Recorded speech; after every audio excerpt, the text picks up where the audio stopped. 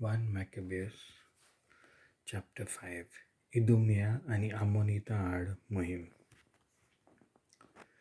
जुडासान वेदी नव्यान बांदल्या आणि आदी असलें ते परी देवस्थानाचें समर्पण जालें म्हूण आयकून भोंवतणचे विदेशी लोक चड उचांबळ जाले. आनी ते उचांबळायेन जुदेव लोक तांच्या सांगाता जी येतात तांकां सगळ्यांक कबार करूंक तांणी निर्णय घेतलो आनी तांकां जिवेशी मारूंक सुरू केलें. इदुमेयाचे लोक इस्रायलकारां आड आसले देखून जुडास थंय गेलो आनी 11 भातेने म्हणटात थंय तांचे आड लढाई सुरू केली. तांकां हारयले आनी तांची जायती गिरेस्तकाय लुटून हाडली. बाययान ह्याय लोकां आड जुदासान लढाई सुरू केली, कित्याक इस्रायलकारांचो घात घेवंक रस्त्यार बसलोल्या आनी तांकां फास तयार केलोले बाययांनी लोकांच्या दुश्टपणांचो तांकां उगडास आयलो.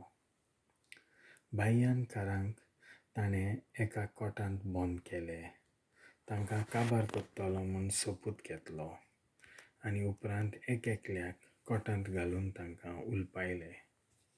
तसोच तो आमोन म्हणटात थंय गेलो. थंय ताणें एक खोडेगांठ फौजेक फुडो करचो पडलो. एका तिमोत नांवाच्या मनशाच्या हुकुमा खाला ती फौज आसली. तांचे आड जुडास जायतीं झुजां झगडलो आनी सगळ्यांचे जैत मेळयलें आनी तांचे कुडक्यान कुडके केले.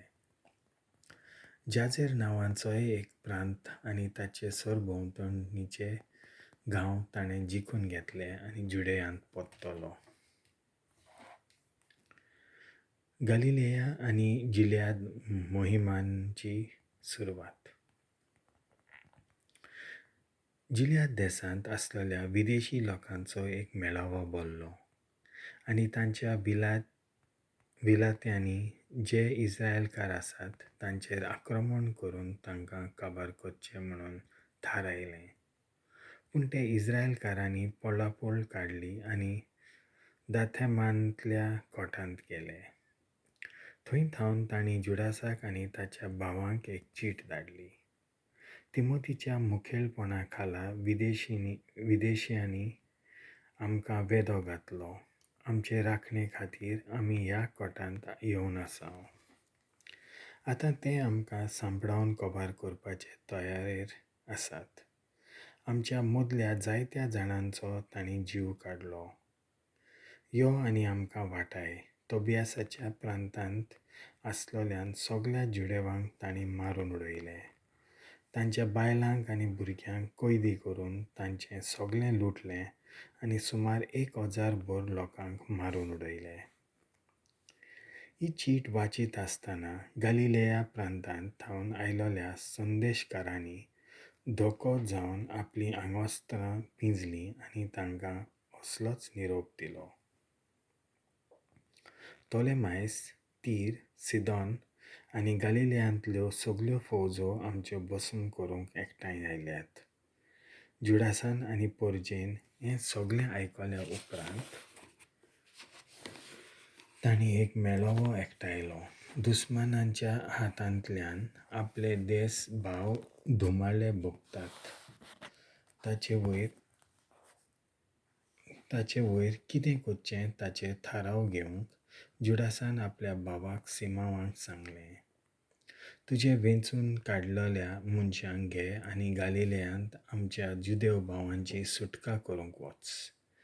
हांव म्हज्या भावा जोनाथाना बरोबर जिलियादांत वेतलों. जुडासान फौजेंतल्या उरलोल्या सैनिकांक जुडाची राखण करूंक धाडले आनी फाटल्यान पोरजां आसली तांकां सांबाळूंक 2 फुडारी दवरले. ते म्हणल्यार आजारिया आनी झकारियाचो पूत जुजे. तांकां ताणें हो हुकूम दिलो, तुमकां हांव मुखेली कशें दवरतना खरो, पूण आमी परत आयल्या शिवाय हांगाचे भायर सरोन भावार्थ्यां कडेन झगडोंक वचूं नाकात.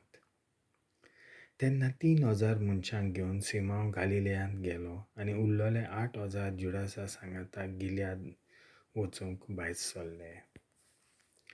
गालिलेया आनी गिल्याद प्रांतांनी मोहीम. सिमांव गालिलेयांत पावल्या उपरांत बावाट्यां कडेन जायतीं झुजां झगडलो. तांचें जैत मेळ्ळोलें तोलेमायस दारवंट्या पर्यान ताणें तांची फाट घेतली आनी सुमार 3,000 जाणांचो जीव काडलो आनी तांचें कितें आसलें तें लुटून हाडलें. उपरांत गालिलेयांत आनी आर्बातांत आसलेल्या जुदेवांक तशेंच तांच्या बायलांक, भुरग्यांक आनी तांचे कडेन तांचें कितें आसलें तें घेवन तांकां आपणा बरोबर परत जुदेयांत हाडलीं. लोकां मदें त्या वेळार व्हड खुशालकाय उत्पन्न जाली.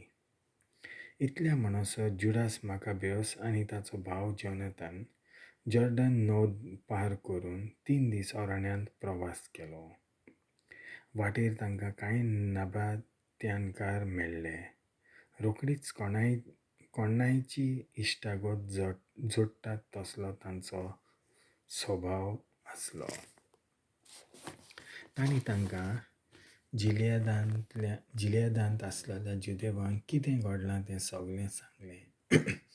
जायत्या जुदेवांक बोज्रा, बोसोर, आलेमां, कासवो, माकेद आनी कार्नाय ह्या कोटां भितर आसलेल्या शारांनी कैदी केल्यात म्हूण तांणी कळयलें.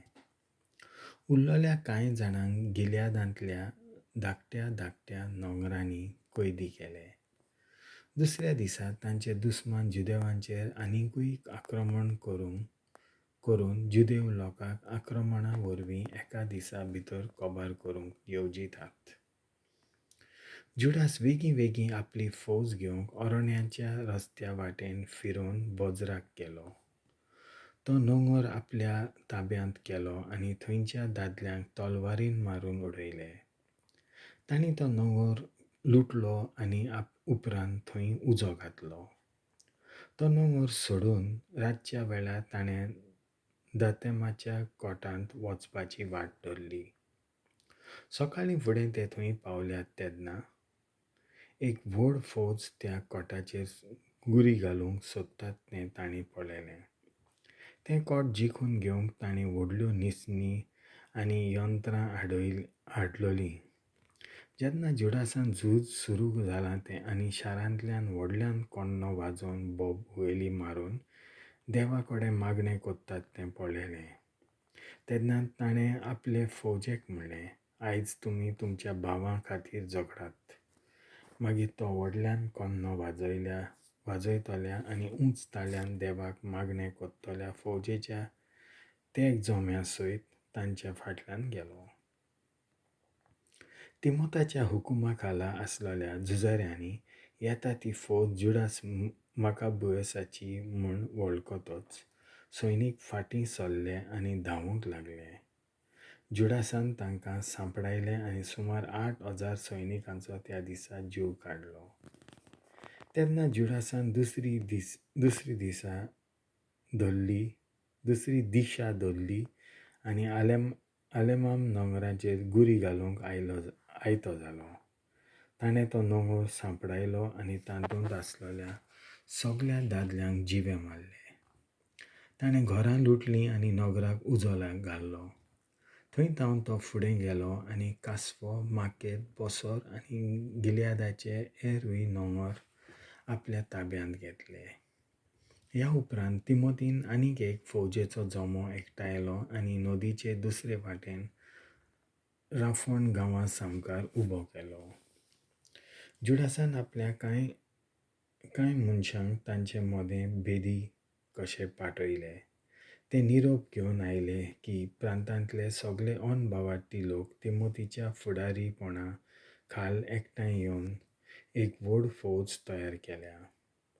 आपणाक मजत करच्या खातीर तिमोथीन कांय भाड्याचे आरबी मनशांक हाडल्यात आनी ते नदीचे दुसरे वाटेन आसून खंयच्याय वेळार जुडासाचेर आक्रमण करूंक तयार आसात. म्हणूनय त्या भेड्यांनी निरोप हाडलो. तो जुडास आपले फौजेक घेवन तांकां भेटूंक गेलो. जुडास आनी ताची फौज उदका लागसार पावत आयलोली तेन्ना तिमोथीन आपल्या अधिकाऱ्यांक म्हणलें, जोर तो येत आनी नोद पार करीत आमच्यान ताचे कडेन झगडूंक जावचें ना. तो आमकां हारयतलो. पूण तो भिवन नदी पलतडीच रावत जाल्यार आमी नोद पार कोत्तल्या आनी ताचे जैत व्हरूंक आमकां सोंपें जातलें. जुडास नदीचे देगेर पावलोलो तेन्ना ताणें आपल्या अधिकाऱ्यांक हुकूम दिलो, कोणूच फाटीं रावो नाकात, तुमचें लस्कर घेवन फुडें सरात. नोद पार करून दुस्मान आसले तेवशिल्यान वचूंक जुडास जावंक पावलो पयलो. उपरांत सगळ्या ताच्या मनशांनी ताचो पाटलाव केलो. भावार्थ्यांनी तांच्या सामकाराकूच आपलो मान करून आसलो तो मोडलो. आपली हातयारां सokla उडयलीं आनी कान्नाय हांगा मंदिराचो आसोर आसलो थंय गेले. पूण जुडास आनी ताच्या मनशांनी शार आपल्या ताब्यांत हाडलें. भितर आसलोल्या सयत मंदिराक उजो घातलो. कान्नाय हाचेर जैत मेळयलें म्हणटोच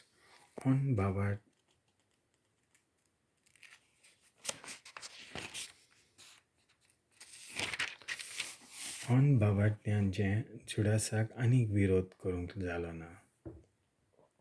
तेन्ना जुडासान गिल्यादांत आसलेल्या सगळ्या जुदेवांक विदेशांक एकठांय केले आनी तांकां आपणा बरोबर परत जुडेयांत व्हेले. हो लोकांचो एक व्हडलो जमो आसलो. सगळ्या जिन्सांचे लोक तातूंत आसले. तांच्यो बायलो, भुरगीं आनी जें कितें तांचे लागीं तांचें आसलें तें. ते एफ्रोनांत पावले. एफ्रोन एक व्हडलें अखंड दुर्गा भितर आसलोलें शार. तातूंत आजूबाजूंतल्यान भितर सरूंक जायच नासलें, पूण न्हीद मदल्यान वचूंक जाय आसलें. थंयचो लोक तांकां भितर सरूंक दिना जालो. तांणी फातर लावन शाराचे दारवंटे बंद केले. तेन्ना त्या लोकांक जुडासान एक इश्टागोटीचो निरोप पाठयलो. आमकां आमच्या देसांत पावूंक तुमच्या गांवांतल्यान आमकां वचूंक दियात. कोणूच तुमकां त्रास दिवचो ना. थंय आमी पांयान चलून वेतांव. पूण त्या लोकांक दारवंटे उगडूंक नाकार दिलो. तर जुडासान फौजेक हुकूम घालून सांगलें, आसा थंयच रावात. झुजप्यांक हुकूम दिलो, तुमी तुमचे जागे घेयात आनी शाराचेर आक्रमण करात. तो आख्खो दीस आनी आख्खी रात शार जिखून घेवसर ते झुजले. जुडासान एफ्रोनांतल्या सगळ्या दादल्यांक जिवेशी मारले. शाराचें निसणटण केलें आनी लुटलें. मेल्ल्यो कुडी सगळ्याक शिंपडलेल्यो आसल्यो तांच्या वेळ्यान चलून तांचे फौजेन आख्ख्या शाराक भोंवाडो मारलो. तांणी बेतशेयान सामकारायल्या उक्त्या जाग्या वयल्यान वचून जॉर्डन पार केलें. चालीक लागलोले आसतना सगळे वाटेक जुडास लोकांक उत्तेजन दितालो. जुडेयांत पावंक पर्यंत ताणें तशें केलें. उपकारी काळजान आनी संतोशान भरोन ते सियोन दोंगरार लेगून गेले. आपलो एकलोय मनीस लुसकोण जायनासतना तांकां परत पावयले म्हणून सर्वेस्पराक अर्पण केलें. जामनिया शारांत हार. जुडास आनी जोनाथन गिल्यादांत आसले तेन्ना तांचो भाव सिमोन गालिलियांत तोलेमायसाचे आड झगडटालो. जुजे आनी आजारिया जुडेयांतले फौजेचे मुखेली तांणी तांच्या काळजीदारपणाचे हुशारकायेची तशी तांच्या जैतांची खबर आयकली. तांणी एकामेकाक म्हणलें, आमचे भोंवतणी जे कोण परदेशी जियेतात तांचे आड आमी झूज मांडुया आनी आमकांय इल्ली नांवलोकी जोडुया. म्हणटोच तांणी आनी तांच्या सांगात्यांनी जामनियाचेर आक्रमण केलें. गोर्जियास आनी ताचे मनीस तांकां फुडो करूंक शारा भायर गेले.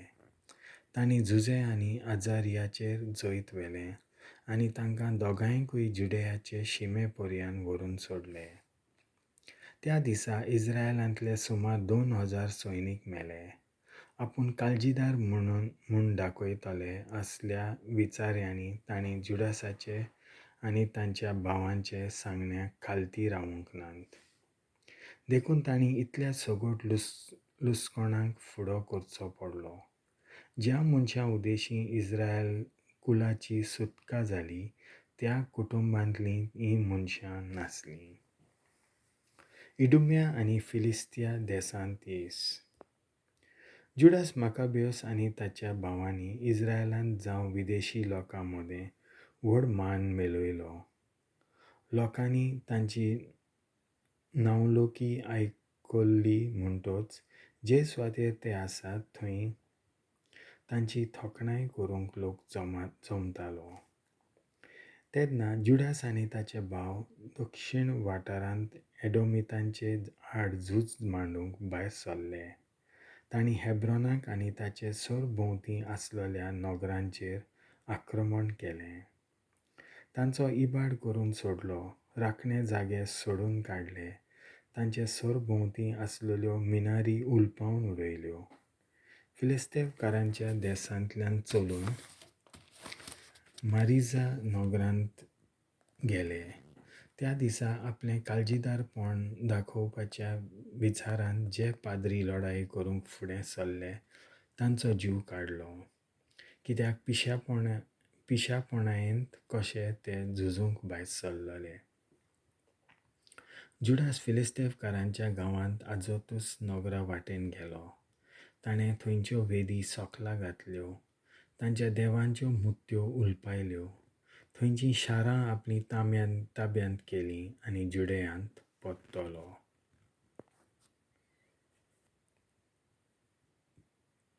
देवाचें उतर